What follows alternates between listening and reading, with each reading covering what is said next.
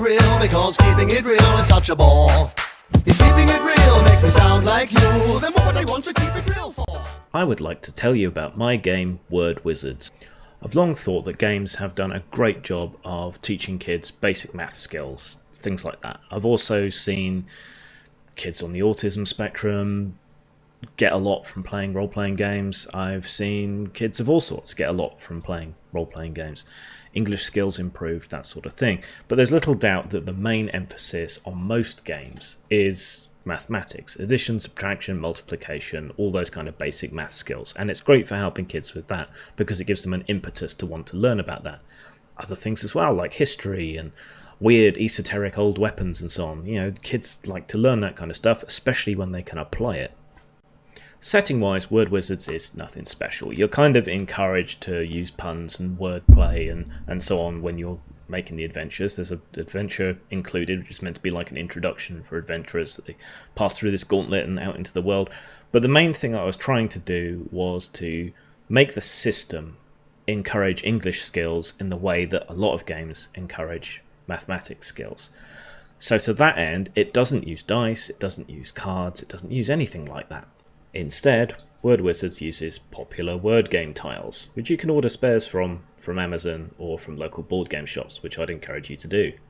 So in order to do things in the game, you need to make words. Everyone gets a hand of words, they can redraw at a certain speed, and in order to overcome a task, you need to make a word of a certain length, between 1 and 7 letters. If you're particularly good at something, due to your character class, it might be a bit higher.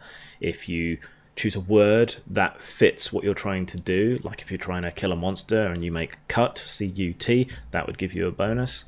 And you've got words assigned to your character as well, so if you can make words that are in synergy with those, synonyms to them, or match them exactly, you'll get bonuses as well. So it's not only encouraging kids to extend their vocabulary, or adults to extend their vocabulary, but also encouraging them to learn about things like synonyms, antonyms, and all the rest of it. So to broaden their capability to describe and so on.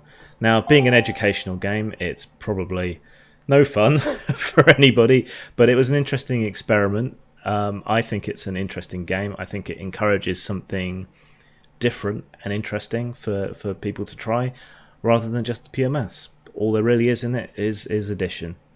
For the Games Master, it's a little bit easier to do things. So what you do is you draw letters, and monsters have different attacks and things assigned to different letters. So when you draw one, and it matches the action that the creature has, then it executes that action successfully. So that keeps things nice and speedy for the GM. Anyway, I think it's an interesting experimental game. It's educational. If you like words more than maths, it might be your cup of tea. If anyone wants to use the system for anything else, they're more than welcome to. Just ask me. I hope you buy it. I hope you enjoy it. Take care. If you like what I do here, please like, subscribe.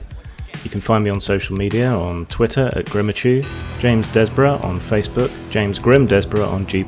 My main website is postmortemstudios.wordpress.com. If you want to help me out with a little money, which will go to support my games, writing and other projects, you can do so at Patreon, which is also Grimachew.